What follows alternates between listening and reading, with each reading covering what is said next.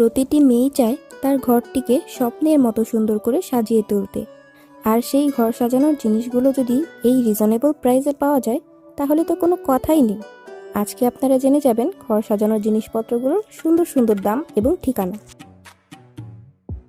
আমি চলে গিয়েছিলাম ঢাকা ইউনিভার্সিটির পাশেই দোয়েল চত্বরের সেই ভাইরাল জায়গাটাতে, যেখানে আসলে আপনারা অনেক অনেক রকমের ঘর সাজানোর জিনিস থেকে নিয়ে শুরু করে বিভিন্ন রকমের ব্যাগ, চুড়ি, গলার নেকলেস, তারপরে আরও অনেক রকম জিনিস পেয়ে যাবেন।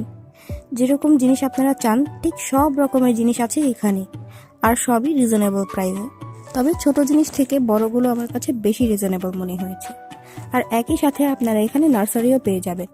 একটু পাশেই নার্সারি আছে, আপনারা চাইলে হেঁটে আসলে নার্সারিতে চলে আসতে পারেন যারা গাছ কিনতে চান তারা।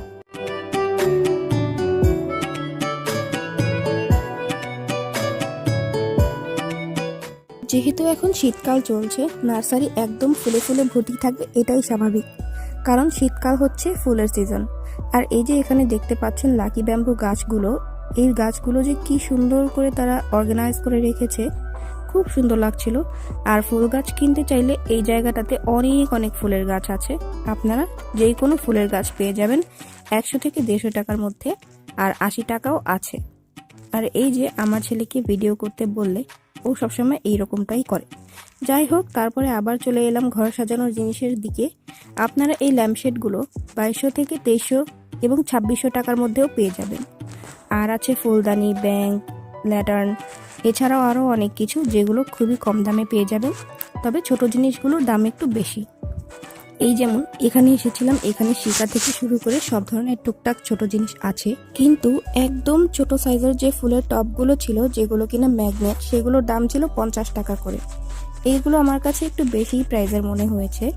আর বাবুই পাখির বাসাগুলো কিন্তু এখন বেশ ট্রেন্ডি, তবে সেগুলোর দাম আমি আর জিজ্ঞেস করি নাই।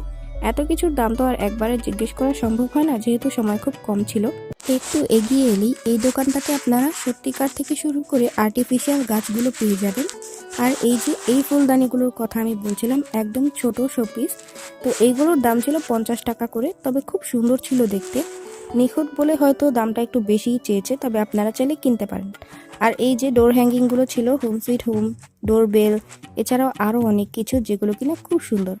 আর এই জিনিসগুলো যে দেখছেন, ডোর হ্যাঙ্গিং কিংবা জানালাতেও আপনারা ঝুলাতে পারেন, এই জিনিসগুলো 200 টাকা করে চাচ্ছিল। তো যাই হোক, এরপর চলে এলাম বাচ্চাদের এই জায়গাটাতে। এইখানে ছেলে বাচ্চাদের জন্য তেমন কিছু ছিল না, তবে এই টমটম গাড়ি দেখে আমার ছেলে কেনার জন্য পাগল হয়ে গিয়েছিল। এটা দিয়ে কিন্তু ছোটবেলায় আমরাও অনেক খেলেছি।